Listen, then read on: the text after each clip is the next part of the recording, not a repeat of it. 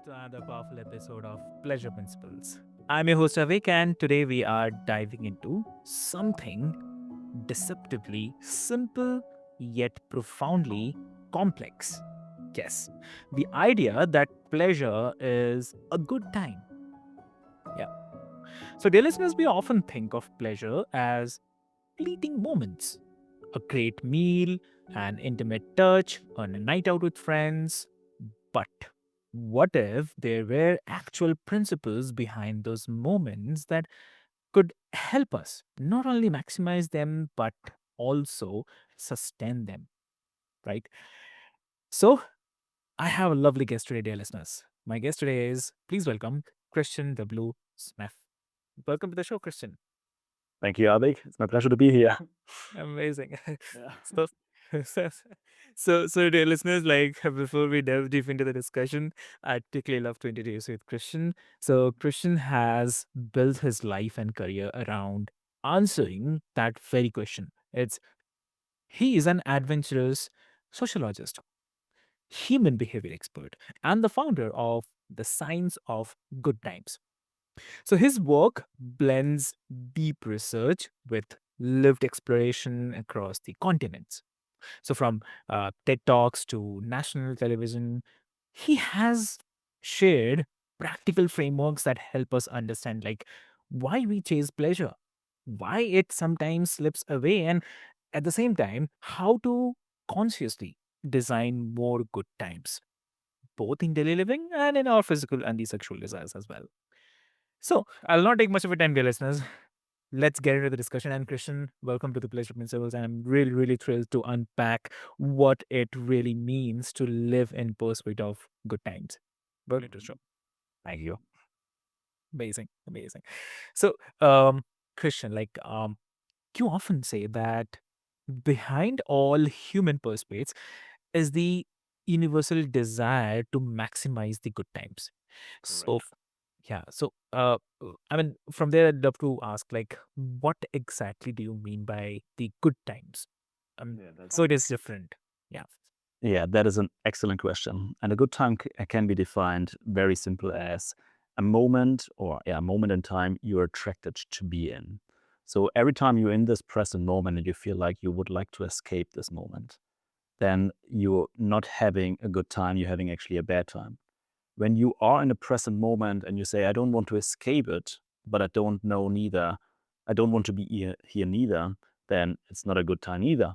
So a good time is something you deliberately say, I want to be in this moment. And this can be an attraction towards the situation itself with everything that makes the situation up. That can be the social environment, that can be the things you're doing, the things you're getting, where you are, and even being in your own skin.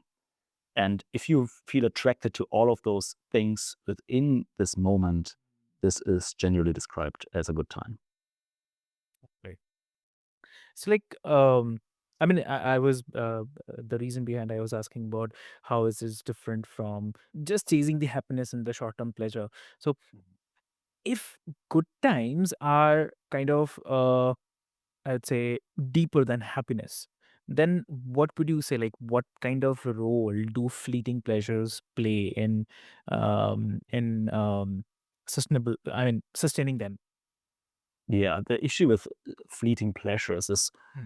nowadays in our society that they usually cause damage for the long term. I'll give you an example as we're on the pleasure principle. Let's take the example of I'm eating something that gives me the ultimate good time in the very moment. If I go to the supermarket and I'm only looking for what gives me temporarily the best time, you probably end up in the snack department and eat some sweets. So, yes, you're having a good time eating it, but immediately afterwards, or latest later, a few days later, you regret it because it somehow has a negative effect on your body, perhaps on your finance, on your mood, and therefore over also on your relationships, the way you deal with them, etc. So going after our current economic design and societal practices for a fleeting moment and trying to get the most out of this usually ends up in a long-term disadvantage. While good time itself as we want to have as many good times as possible for as long as possible, the objective lies within that we make a balance, perhaps sometimes a trade-off, but certainly we pay attention to that it gives us a good time in the very moment when we consume something or do something, but also has a long-term advantage. So, for example, in nature, sex is exactly this. It gives you a good time in the very moment, but it also ensures the ongoing existence of the species, of us. So you have some children later. And this is quite practical in the past, especially if your children were supporting you in surviving and making life better. So nowadays, it can go the other way around. If you can't finance your children, then it might cause to some struggle in the future, even though it gave you a short-term good time. However, if you set yourself financially stable and you're sure about that you want to be with your partner and you can take care of that, of the being of the child you're creating, then short-term good time, short-term pleasure equals long-term pleasure. Exactly.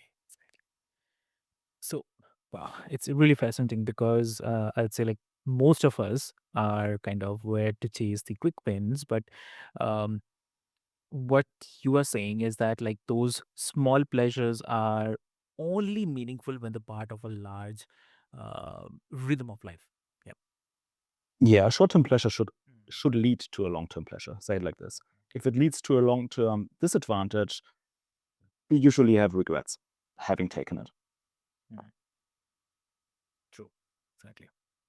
And also like the principles of a good time, you have developed that the good time ratio and the good time framework. So uh, if you can, I mean, break down for us like one or two principles that actually help someone measure like whether they are having enough good times or not.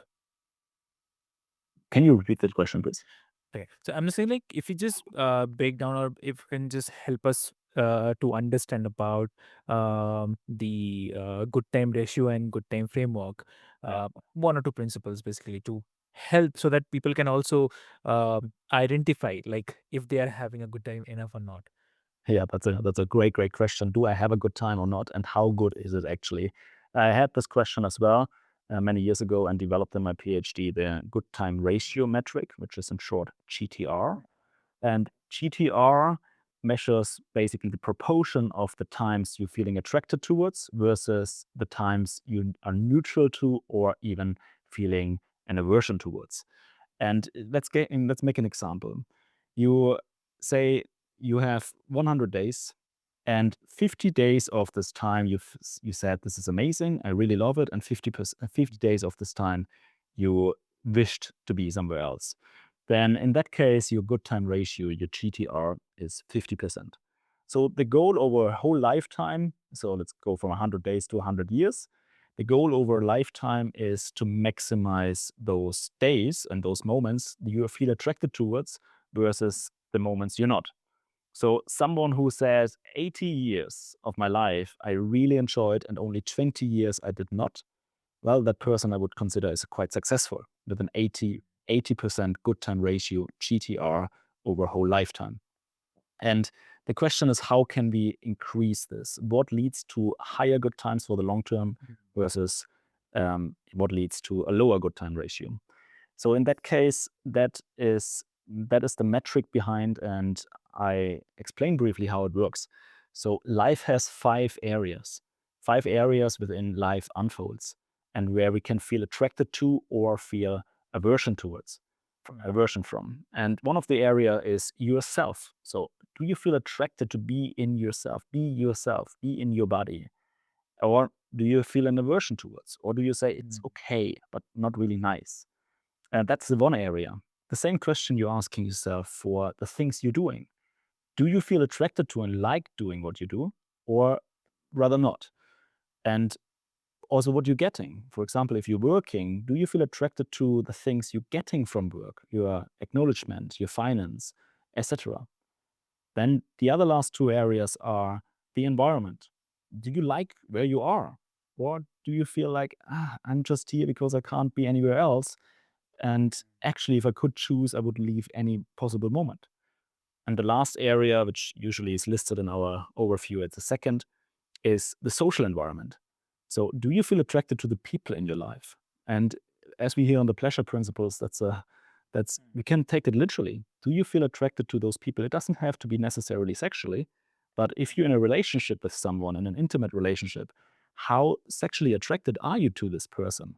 And the stronger you are attracted, the better your time is. Except of out of those sexual moments, you feel an absolute aversion and said, I rather run away, and we only have conflicts. So over time, you really would like to measure your good time ratio with that person. And if you calculate all of those 5 areas together, you end up having a total number, a total good time ratio of your day, and the more you do this, of your life. For this, so you as an audience, as a listener, you can ask yourself those questions, yeah, yourself. However, it might not be the absolute accurate answer you're getting out of it, but just asking yourself. So for this, we actually developed a tool to measure it. It's goodtime.app, and you can test this, and you get a number, and you can track it over time, and you see if your times are getting better or worse. That's lovely. That's the lovely thing. Yep. And also that uh how can someone who is stuck in the stress, or I'd say begin and shift their ratio, then even in a small ways, how would you suggest? I would start bringing myself into a position in all of those 5 areas where I'm feeling certainly neutral towards it. So, say my environment doesn't pull me down. I might not say I like it, but I'm at least at a point where I'm saying it's okay. It doesn't drain my energy. The same with the people, the same with my activities, which includes work.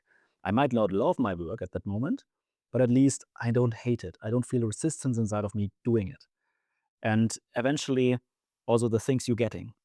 The most important area, however, is the self. You should love yourself, and everything you're doing should support your self love and self acceptance. And for someone who wants to level up and says, I really hate everything in my life, I would suggest work on the 4 areas, except of self. That means your social environment, your actions, that what you get, and where you are, to get it to a neutral state that they don't pull you down. And in that moment, after you're stable, you don't get drained with your energy. So you're using your energy to improve your self love. You say, how can I love myself more? How can I accept myself more? How can I like more being in my body? How can I have more inner peace? And eventually, you start adjusting the things in your life and say, okay, maybe I'm skipping this kind of food or replacing it with something else that's level me up. And if you say, instead of eating this unhealthy snack, I'm eating something that's healthy, so it lifts me up. And after a while, you notice it makes your satisfaction with yourself better. However, you do not like the food or the process that makes your satisfaction with yourself better. So you try to optimize the good time, the pleasure of eating healthy stuff, healthy stuff. So instead of eating unhealthy stuff, you eat healthy stuff and try to make healthy stuff more pleasuring, yeah, giving you a better time. And you can do that the same with your work. For someone who says, I hate my work, try to not hate your work, that you say, it's okay. However, I would like to love my work, or at least start liking my work. So how can I do the things? So how can I get the finances I need? And how can I do the work I need to do for this in a way that I like it? And you can play around with those 5 areas. There are no more. It's really very simple, limited to 5 areas in your whole life. And you try to optimize here and there. And what I like to recommend is considering or seeing life as a game. So, as life is a game, there are the same 5 areas, but makes it more playful. You're the player, that's one. Yeah. There are other players. You can do some stuff, you can get some stuff, and you have a map to run around. And you want to optimize that all of those 5 things are amazing, with the focus and the goal that your character, your player, becomes the best player ever. Yes. Yep. Understood. Definitely. I mean, I really love that because it makes the idea of joy less abstract kind of thing and more like something we can uh, intentionally design into our days. So, uh, Definitely. Absolutely, yeah. Yeah. Yeah. I mean, life is there to be loved. And the goal of life is a game, is have a good time as much as possible. No one would play a game if it's not a good time. The Mm, goal of a game is neither to come to the end as fast as possible. The goal of a game is enjoying it. And if you don't enjoy it, you're playing it wrong. Or at least you're playing it in a way that's not really nice or not ideal. So how can you play this game in a way that you enjoy it more, that you actually like playing it? yes. Yep. Exactly.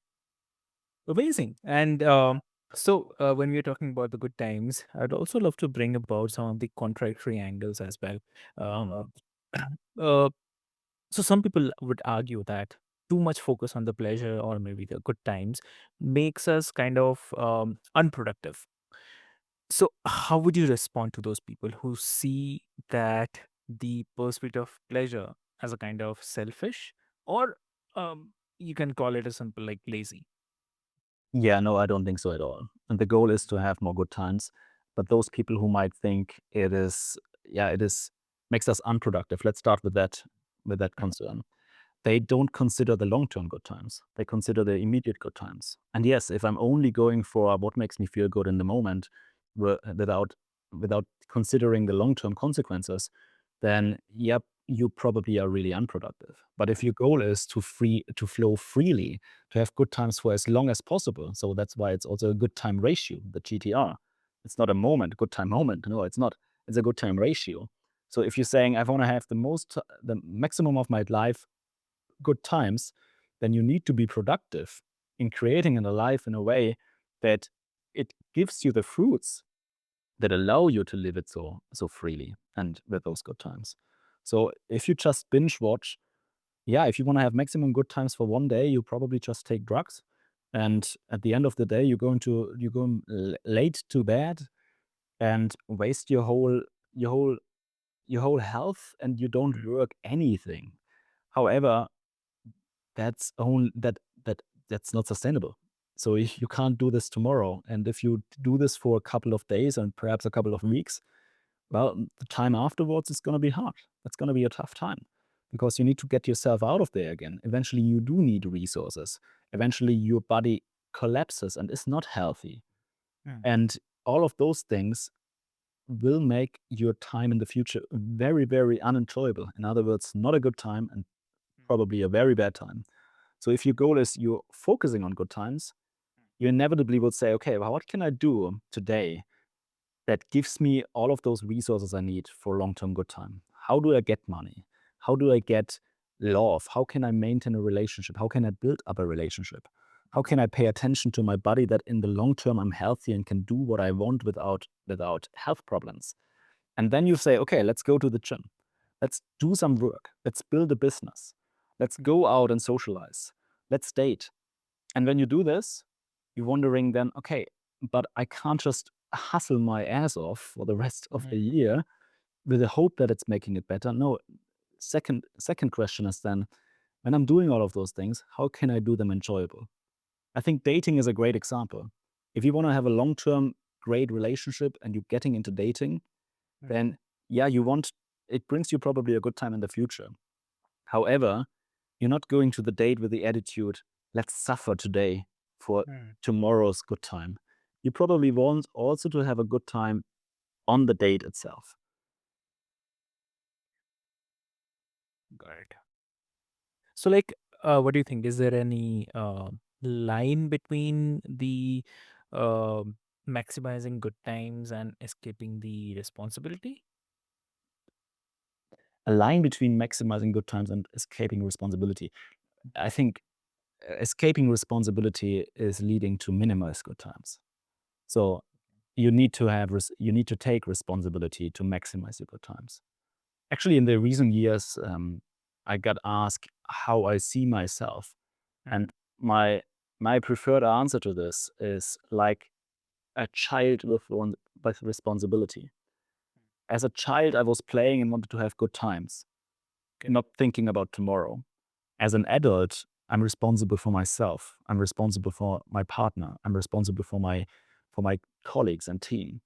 And eventually also for my environment. So I know that my actions have consequences. However, I still want to play, but I need to play responsibly. Exactly. Lovely. Definitely. And okay. So I mean, before we move, like, what would you suggest to someone who is listening today, like, who wants to design a life with the more good times? So where's the very first place they should start, or what they should follow? I think you can summarize it with a few steps. Mhm. Step number one would be, the macro step is get clarity about your vision. How would you envision your ideal life? So it's not just like, I want to have a good life or I want to have money. No, make it concrete. How do you envision your day in the future, your life in the future? And again, you can ask yourself those questions across all 5 areas. Who do I want to be? Which is the most important question. Who do I want to be in my vision? What kind of person am I when I'm seeing my future self? The same with, what kind of people would I like to be surrounded? How does it feel to be with those people? Do they give me energy? Do they drain me energy? Do they support me? Do they criticize me constantly? What does your future ideal social environment look like? Then also the things you're doing, your work. What attitude do you have towards your work? Does it give you joy? What do you imagine could be your work? And if you don't have an answer to this, how would you like to feel when you're doing your work? That's a beginning. Then also the things you're getting. Do you live in scarcity? Do you need to pay attention to every dollar you're spending? Or do you feel, no, I can buy whatever I want, and if I don't want it, it's also fine. And lastly, how do you envision your environment? Do you live in a small apartment or perhaps even somewhere on the street? Or do you prefer, in your ideal vision, that you're living in a spacious place where there is a lot of light, where there's a clean kitchen, and where you can look out of the window and see some beautiful nature? Mm. That is a question you can ask yourself. How does your vision look like? And that's number one. And afterwards is, okay, when I know this goal now, let me make a commitment. Let me make a commitment to go in that direction, that I'm working on this. I'm committing to this vision. I'm committing to this life. And I'm saying, I am on the way there. It's not something I will get, it's something I have already inside of me. I decided I have it, and I'm working towards this. And after this commitment, you're just filling the pieces. You're looking for, what helps me to get in this direction. Okay, let's go for it. And what leads me away from it?